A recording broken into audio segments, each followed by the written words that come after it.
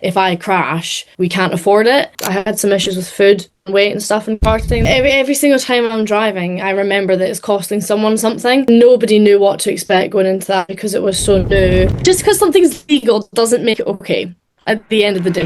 Hey guys, it's Nafia. Welcome back to another episode of Mind Over Motors. Today's going to be a bit different because we are interviewing Chloe Grant. If you guys don't know who she is a Scottish racing driver. Currently, she races for Porsche Sprint Challenge, and you may also know her from F1 Academy. As I said, this episode is going to be a bit different. Instead of me just giving you facts and opinions, I thought it would be really nice to have Chloe Grant so we could see from the perspective of a racing driver how mental health takes a toll on a person. Hi. Hi, how are you? Thank you. How are you? I'm good, thanks. I just want to say thank you so much for speaking with me. I think it's like a really big topic. I don't know, I feel like it doesn't get spoken about enough. Okay. No worries.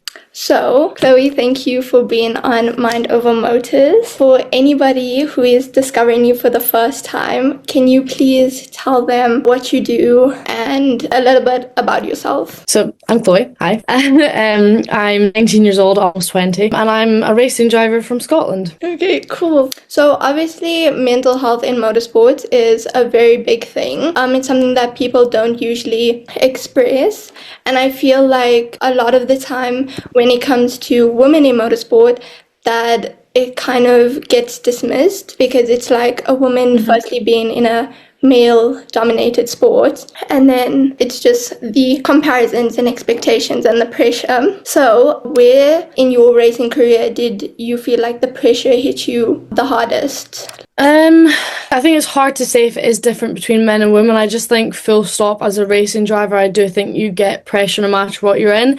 I think it more depends on different things, like for example, funding. For example, I have to raise all my sponsorship to go racing. My family don't fund it.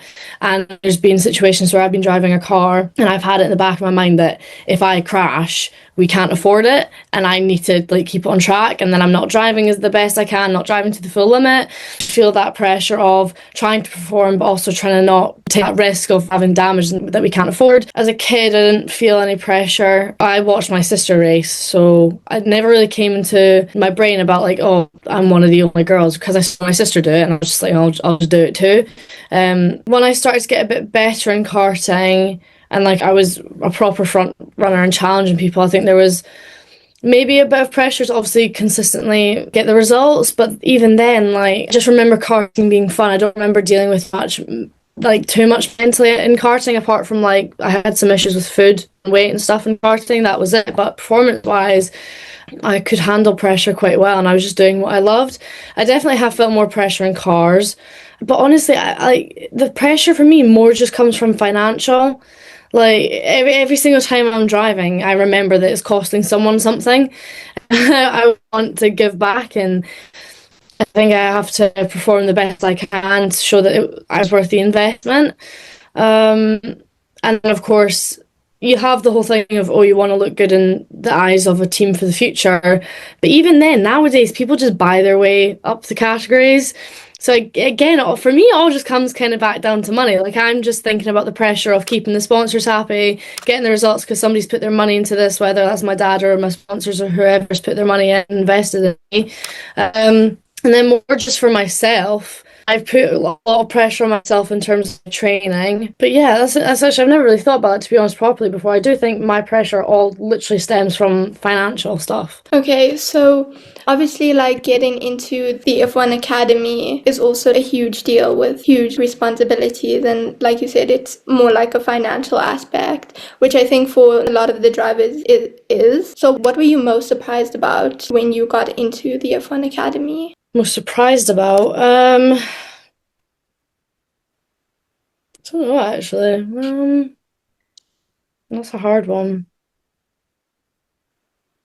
I don't know what most really surprised me. I think nobody knew what to expect going into that because it was so new. But the best part for me was just getting to race for ART, really. Getting to race for a team that have won F2 and F3 and literally one of the most professional teams you can possibly race for. That was an incredible experience.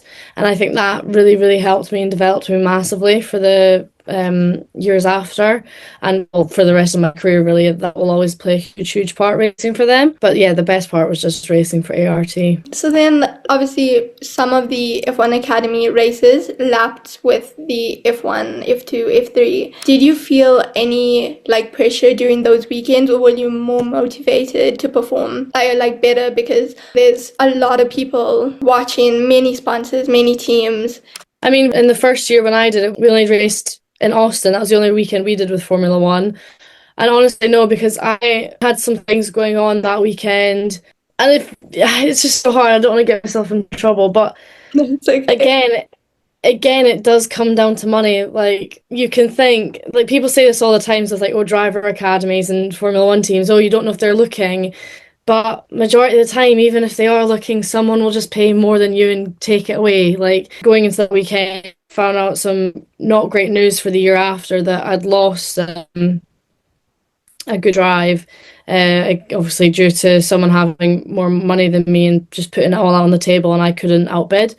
So I think that weekend, because that was the final weekend of the year, I was like quite angry the whole time. I didn't necessarily feel a pressure from it. I was just frustrated at the fact that no matter what I did, no matter how good or bad I performed, nothing would change the outcome because I didn't have the money. And it was as simple as that.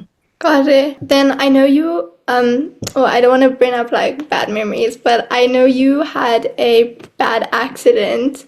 I know it's pretty scary. You don't know what to think. Like you said, it's a financial issue. You crashed the car and you don't know if your sponsors are going to support you or anything financial. But what is the mental process of being able to get back in the car the next week or even just to test drive the car? I knew my sponsors would stay with me because I'm past the point with my sponsors that it's not just like a business deal. Like, I know them on a really personal level now. So I knew they would stay with me. But yeah, that bill after that crash was a hefty one, and it wasn't very nice to see. When it happened, immediately I was just thinking, oh, I just need to get back in the car, I just need to get back out. But that's so much easier said than done, because when I did jump in next time, I thought I'd be fine, and I wasn't. Like, I thought I was ready to go again, but I jumped in and I was so cautious, and I was really just not in the right headspace for it. So yeah, I've had people ask me this question a few times, and I don't have an answer. It just gets better with time. I didn't have a way that I at work. I just made sure I surrounded myself with the correct people who would support me, and I had the correct people in my training environment, and eventually I got back to normal. But it did take time. It wasn't immediate. It was a bit of a shock to the system. Okay. How honest do you think drivers are when it comes to mental health? Like, obviously, you speak about it. I know several other drivers along the different aspects of motorsport, they speak about it, but you don't really hear enough about it. Why do you think that's the issue? I guess in some aspects it's seen as a weakness, and you don't want people to know your weaknesses. Like, I'll speak about this stuff, but like, as just a normal human being and not just as a racing driver, you've obviously always got stuff going on that I would never speak about online. I don't know, I just think it's something that people keep quite personal and quite tight to their chest, and more keep within like a friend group or something, rather than out in the public. But I do think if you ask people about it, I do think they'll be honest. Maybe not as on deep of a level than you'd like, because at the end of the day, it's a public eye, and they don't want to put themselves in such a vulnerable situation and let people fully understand what's going on. So yeah. Yeah, of course. So obviously you speak about it, but who's your biggest support, like mentally on or off track? A good one. Probably my mum. My mum and me are very, very close, and she knows absolutely everything about me.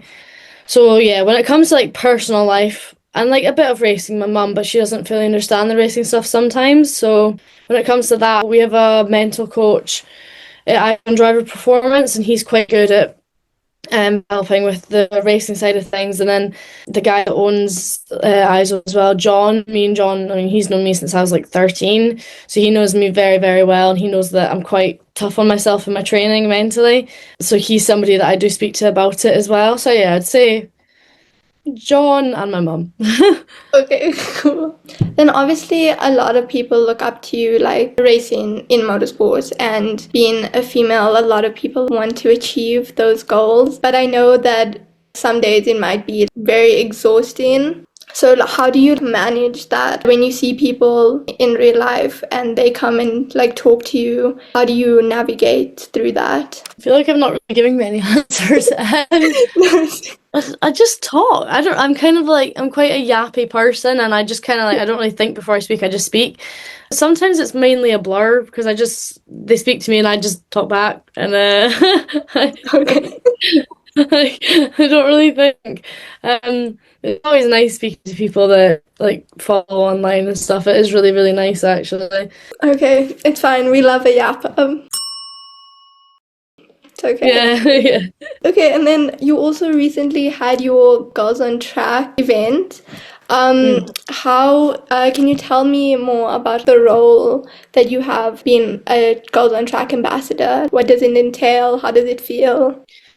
So yeah, I started with Girls on Track when I was 10 years old, so it's been going for 10 years now. And it's kind of like basically the initiative, it's like a fun day out for girls like at random schools around the country, and they basically get to go and like learn about the different roles in motorsports. So it's not just saying we need more women, we need more drivers, blah blah blah blah blah blah, and it's too in your face and it's saying we need, when realistically we don't need, we would just like to have more, like, and it's just a bit dramatic. Whereas Girls on Track, you just get a nice day out, you get to learn about like the engineering side, the mechanical side, being a reporter, being a journalist, like these different roles. And sometimes there's a panel, which now that I'm ambassador, if they do a panel, I would be on the panel.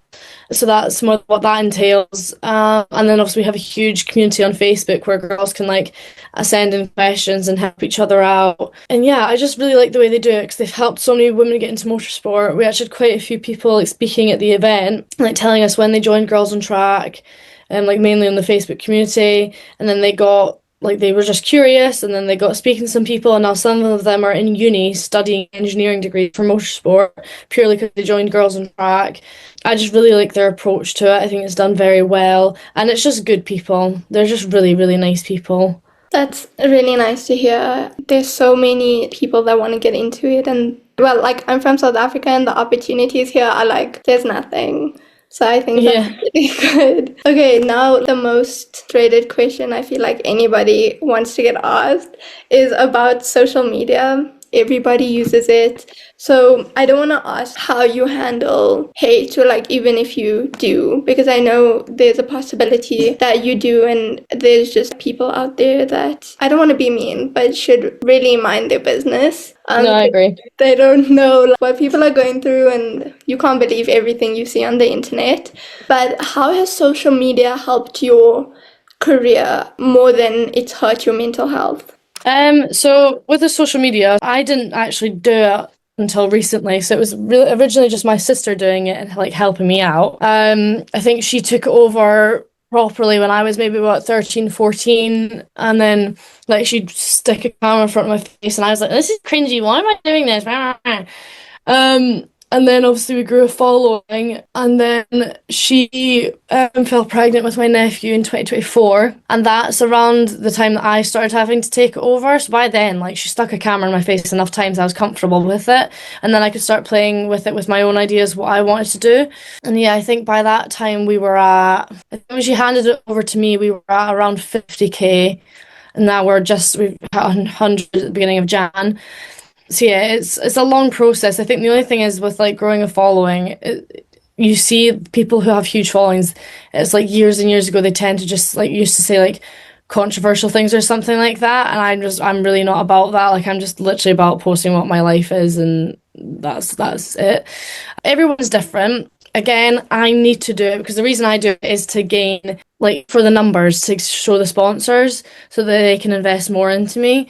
I think with the hate, honestly, like, I rarely get hate, which is quite nice. I get the odd one here and there. I think it's funny because like, you get the silly women ones, which I just block people. Like, I don't care. I don't know you. You're literally not a person to me. You're just a keyboard warrior. Like, I couldn't care less about you. Honestly, nowadays, as a woman in motorsport, it's less hate. It's more people just like sexualizing you, which is a wind up. So those I try to respond to because I actually want to call people out and be like, do you realize this isn't okay? Just because something's legal doesn't make it okay. at the end of the day. You actually can't just go about saying whatever you want. There will be consequences to your action. So that's ones that I do try and actually do something about, because that does bother me that people think they can get away with it.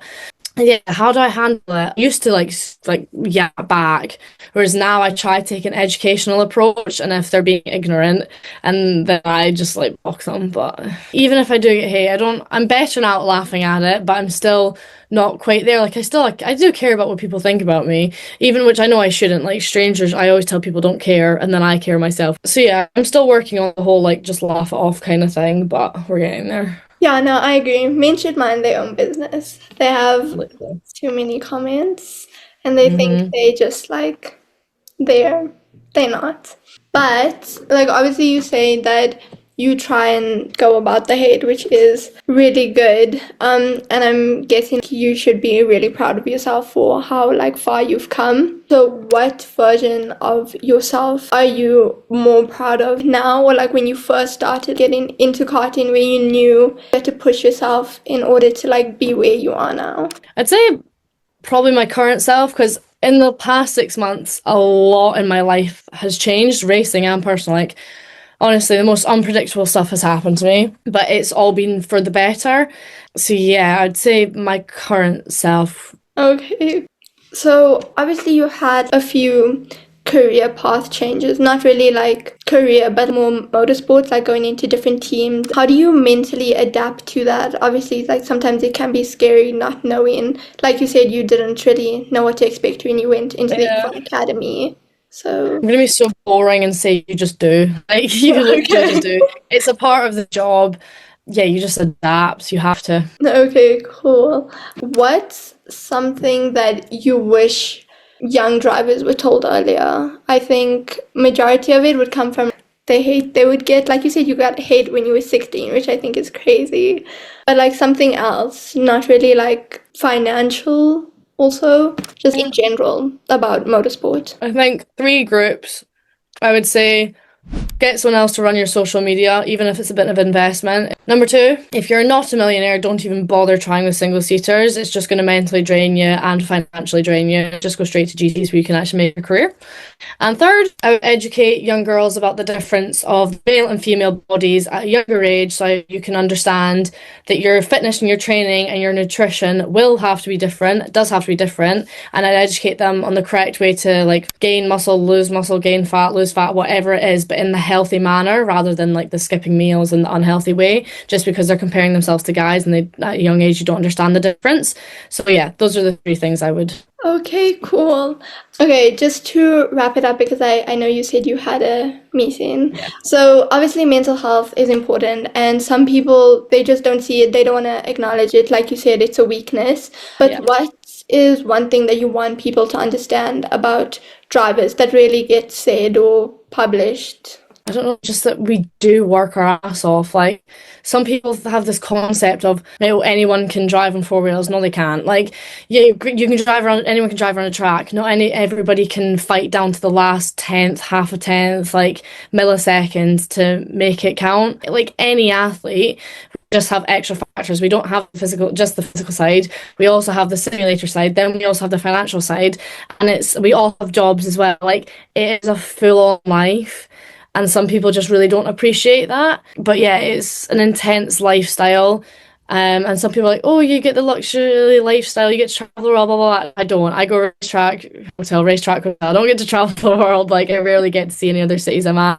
And even if I'm away on a race weekend, I'm working my butt off when I'm not in the car on everything else I can possibly be. Yeah, it comes with a lot of sacrifice. I think people are not aware of that. Cool. Thank you so much for No meeting with worries. me. Actually, I just had a question of my own. I'm just Mhm. curious. Like, cramps just hurt so badly. So I was just thinking about like all of the women in motorsport. Like, do you guys ever like feel it like badly, especially on like race weekends? Like, how does that even work? Yeah, I used to get like really, really, really bad cramps, especially like first and second day of the cycle. But I got this thing, it's called like a TENS machine, it's something like that. It's like a gel pad and then it has a battery on it and you place it on like the cramps or the pain and then you increase it and it basically sends pulses to like and it like distracts your brain from the actual pain. I used it for 2 days straight throughout my pain, and it soothed my pain. I didn't have to take any paracetamol. But then the best thing is I used it that 1 month, and then the next month I never had cramps again. I've not had cramps since I used it once. Oh my Like God, that's nothing. crazy. So I recommend everyone gets one of those. Okay, cool. Okay, thank you so much. Have No a worries. lovely rest of your day. You too. Thanks. Bye. Bye. Thank you guys so much for watching. If you like this episode, please make sure to go to my TikTok and check shorter, more precise videos. Please drop a comment, a like, and subscribe. If there's anything you guys would like me to cover, I'd be happy to. Or if there's anybody in particular you would want me to interview, I can always try and message them and see if they'd be down to chat. Let me know in the comments. But other than that, I hope you enjoyed. Bye.